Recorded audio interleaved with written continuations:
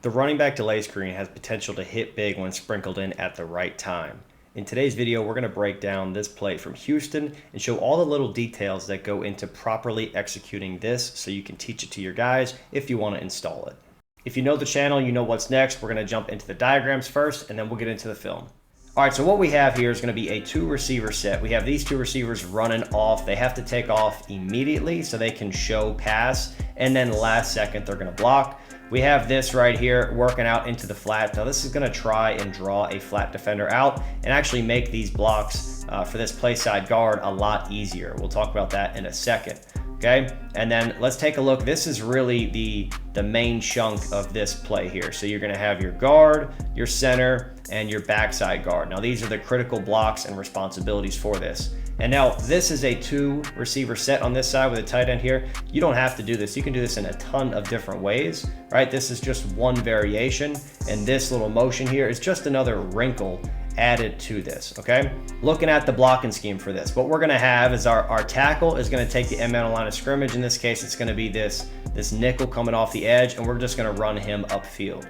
Okay, if he crashes inside or if this guy bails out of here and it's just the defensive end, they may change the rules and they may end up having this guy release and be a forced kick out. But in this case, what ends up happening is our guard is the forced kick out, our center is looking up, and our backside guard is going to be the rat killer. Okay, so what that means is we're zone stepping. Everybody's going to zone step first, and they can pair this with any run play they want, but zone is a very easy one to pair this with.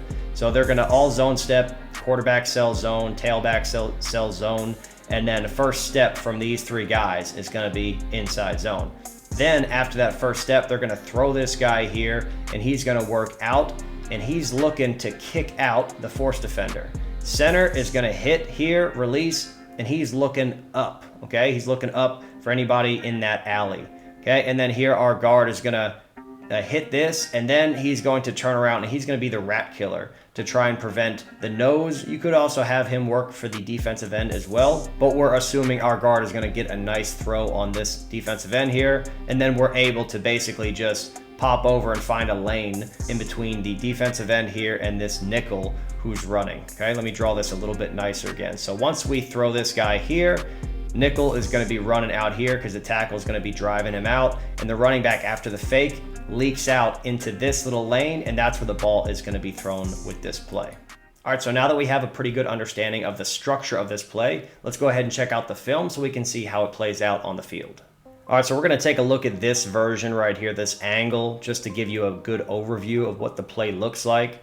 We've got our guard leaking out, kicking out the force defender, then our center is going to be working up, taking anything in the alley, okay? But this angle only gives us a small idea of what it looks like. So now let's go ahead and take a look at the better angle, and this is going to give us the full picture. So again, we got this guy working off the edge. Tackle is going to set, okay, and run this guy upfield. Fullback's getting out of here, okay? Then here we're going to zone step, helping out the backside teammate, and then we're releasing up, and then we're releasing to kick out. So this is our out, and this is our up. Now this backside guard here, this is going to be the rat killer, staying on this defensive tackle here. So let's go ahead and look one by one, okay? Let's start with the right guard, and then we'll look one by one and go through each block, okay? So right here, we're going to zone step, hit him, throw him, and then he's working out. He's going to work a little bit flatter, and now he's trying to kick out. And the running back knows that we're going to be running inside of this block. Now let's go ahead and look at this backside. The center here, he's going to hit, okay, and now he's releasing. He's working flat first, but then he turns up. Okay, he's looking for the next most dangerous guy inside. So this is our out, and this is our up. Okay, and now let's go ahead and take a look at the backside guard here. He's gonna hit here. Now once he throws, this guy realizes that something's up. He's gonna try and leak over for this screen, and the guard is gonna help stay on this to make sure that he cannot get up here and chase this down.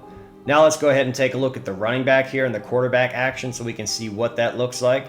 So at the snap, we're going to get inside zone footwork here, okay? Inside zone. So right now, this looks like inside zone, okay? And then after that, quarterback hits, plants this foot, and now he's ready. His eyes are going to be downfield. He's looking for something here. That's going to get these backers to fly out a little bit more, and then we're going to quickly pop it over. So watch this footwork. Boom, set, and then quickly dump it over. And this is a very easy job, okay? Very easy completion here for the quarterback. All he has to do is just find the window between these two defenders. Nice and easy, protect yourself. Now get up vertical, we have a huge gain. Great play.